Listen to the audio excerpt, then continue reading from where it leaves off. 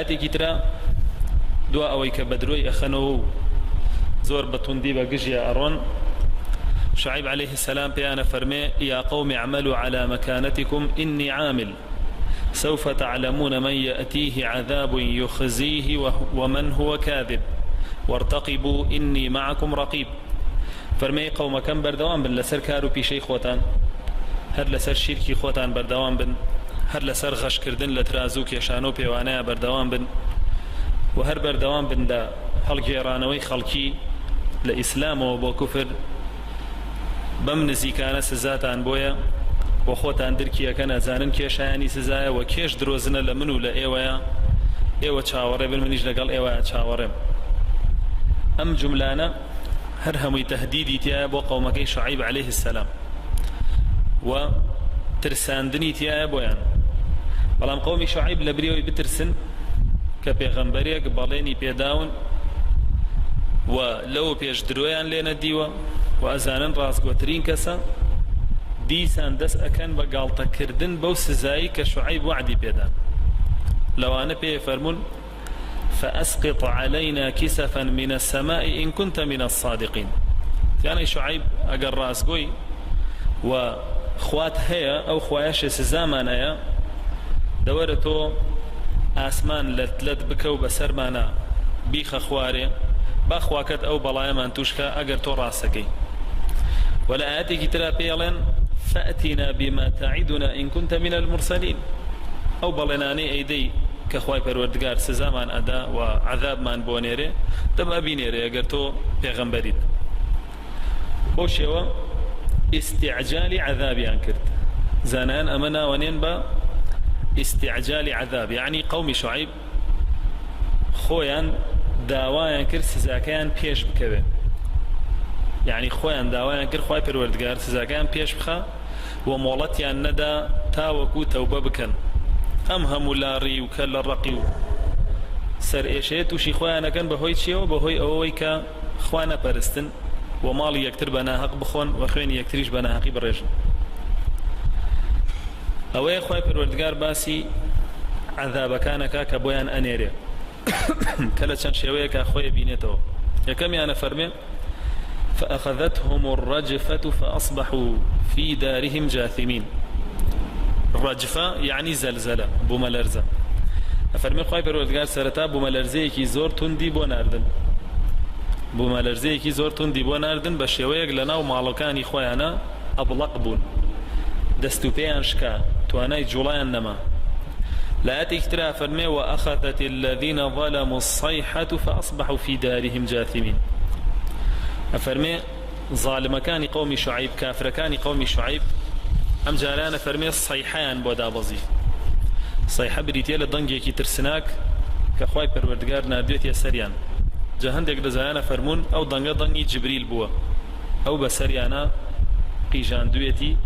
وأفرمي بهمان شيوا دستو پليان شكاوا نانتواني وجولب كان تناند نانتواني وهلبن. ولا آتي كترا فرمي فكذبوه فأخذهم عذاب يوم الظلة إنه كان عذاب يوم عظيم. أفرمي شعيب هر بدرو خستو بردوان بولي تاخواي پروردگار سزايكي بو ناردن لروجيكي سيبراوية واتبري آسمان أجيري يتر خور لزوي نادا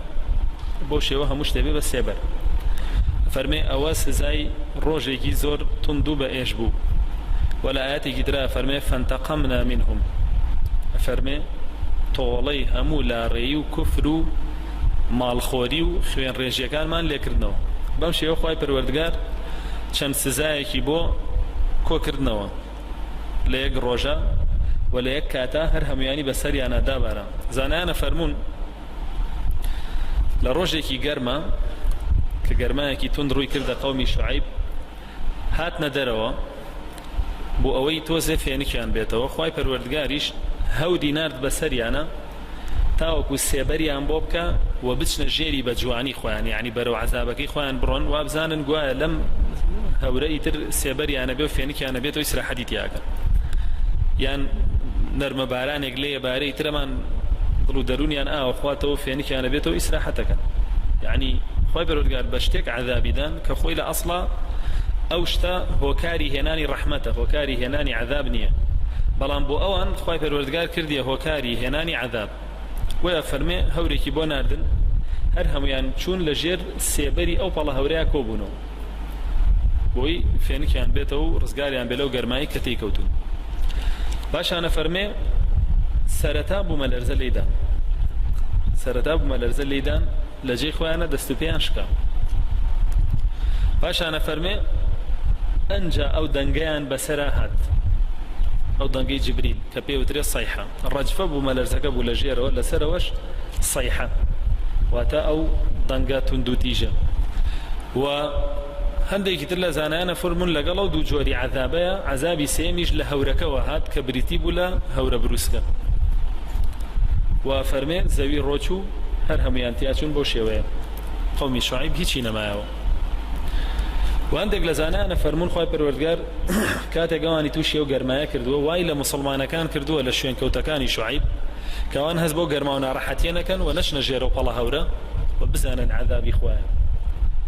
اويش برحمي خوای پروردگار شكو خوای پروردگار فرمي ولما جاء امرنا نجينا شعيبا والذين امنوا معه برحمه منا فالمكاتك بريار ما عنده قوم لنا وبرين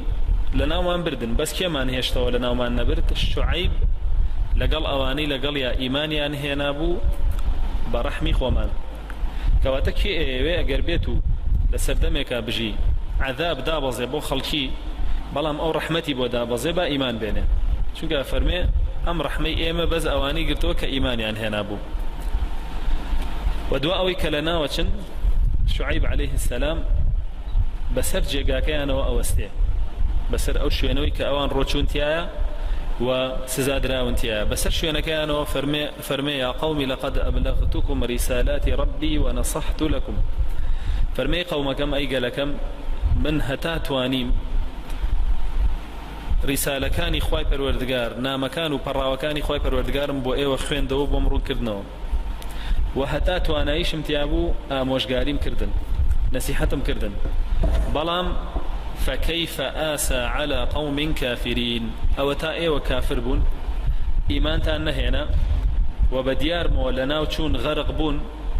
ومنيش إيساك بسرتانو وستاوم خمنا خوم بولنا وشون تان وإذا أنا فرمون هيج مسلمان يقبوي نية خمو خفت بخوا بو قوميكي كافر كاتيك كتوشي بلاو مصيبة تنا بيز بواكا بروفايلي فيسبوكي بكا بآلا يوان نبيز بواكا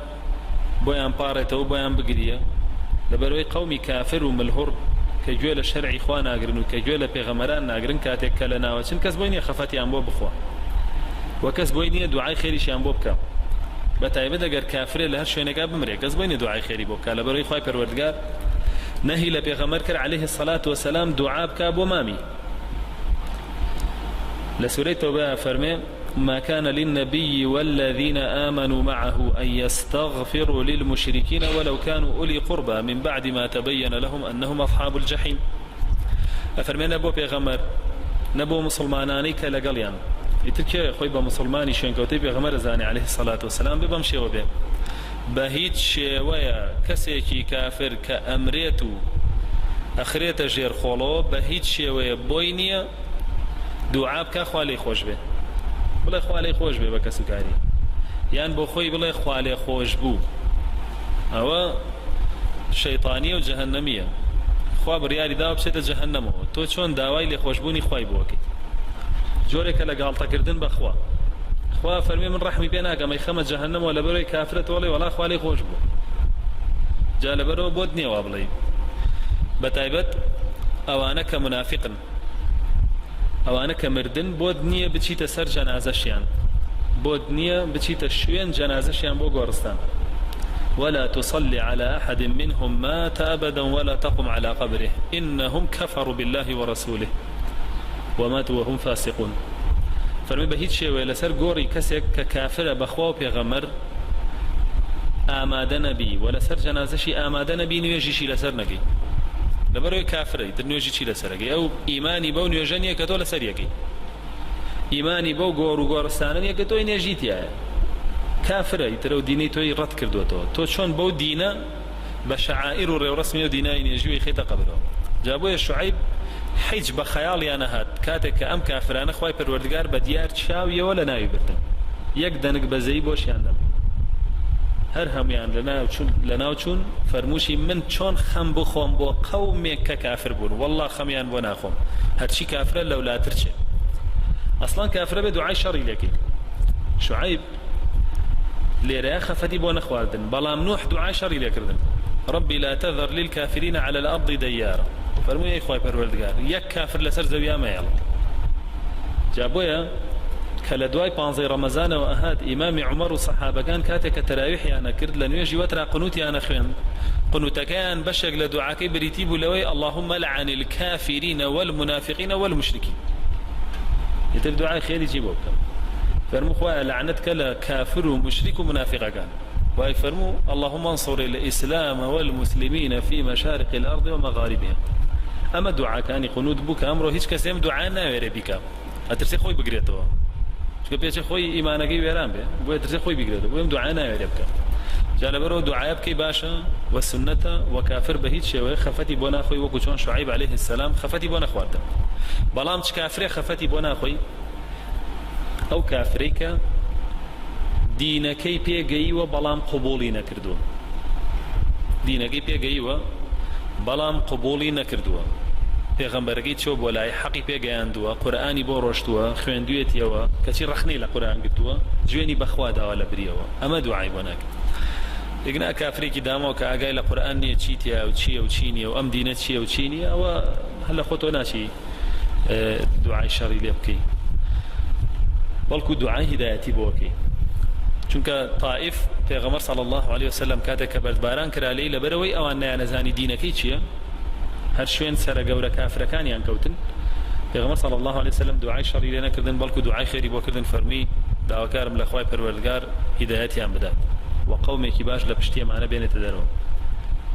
اخو دعاء بواني كان كردو بو ابو جهل وابي لهب ومانا ابي لهب قرآن دا بزي دعاء جنيني بيدا ايدو اي فرمو تبت يد ابي لهب باشان جويني بخيزان يدا وامرأته حمالة الحطب بەڵێنی جەهەنەمی پێدا ترەمە تۆ چی دوعای چی بۆ بکەم هەموو جەهلە ئەمرێت وەیبەن بۆ قەبرسانی نێژن و دوعای بۆ بکەن ئەمە هیچ معقول نییە لەم بەسەرهاتەی شوعەیبە کۆمەڵێک بند و ئامۆژگاری هەیە بۆ کۆمەڵێکیش وصول هەیە بۆ ئینسانێک کە داعواکە خەڵک بانکە بۆ لای خوای پەروەردگار کە زۆربەی ئوسوڵانە لە ژیاننامەی پێغەمبەرەکانی تریشا باس کراون و ڕەنگی داوەتەوە وصولی داعوەی شوعەیب یعنی بنچینەکانی دعوة شعيب بانقوازي شعيب بريتيب ولا يكمشت الدعوة إلى التوحيد بانكردني خلق ولا يكتاب فرستي واجتناب الطواغيت ودور كوتنو لطاغوتا كان أما أصول دعوة شعيب يكم خالي بويا بها مداعية كيش يكم خال لا يودس بيبكا بخلق بلا طاغوت ما فرستن بشوين طاغوت ما كون حكمي طاغوت قبول ما كان حكمي إخوة قبول كان وإخوة فرستن بشوين أوكم أما أبي خالي دس فكردني بانجوازي همو كسبة دواميان نرمونياني الرفق في الدعوة لبروي فرمو يا قومي بنرمونياني بانجيا كردن توجو خلقا به بنرمونياني بانكي يشي كافر بانكي يان شوين كوتي كي طاغوت بانكي ولا ديني إخوان أشي بيبلي آور شوين كوتي طاغوت أما برقي بانكي كردو ناس بيبلي آور كافري منافق أما مش بانكي ناكي بلكو بيبلي آور كاك آور برا ئەوەرە کەسی خۆم ئەوەرە خزمەکەم وەرە کاکە بە من خەمی تۆ خۆم حەقێکە پێ بگەێنم بەم شێوە قسەی لەگەڵاکەیت و ڕەفتاری لەگەڵکەیت سێم ئوسوڵی داعوە بریتیە لە باسکردنی نیعمەتەکانی خوای پەروەردگار کە شوعەیب باسی نیعمەتەکانی خوای پەروەردگاری کرد بۆیان و لەگەڵ ئەوەشا ترساندنیان لە سزا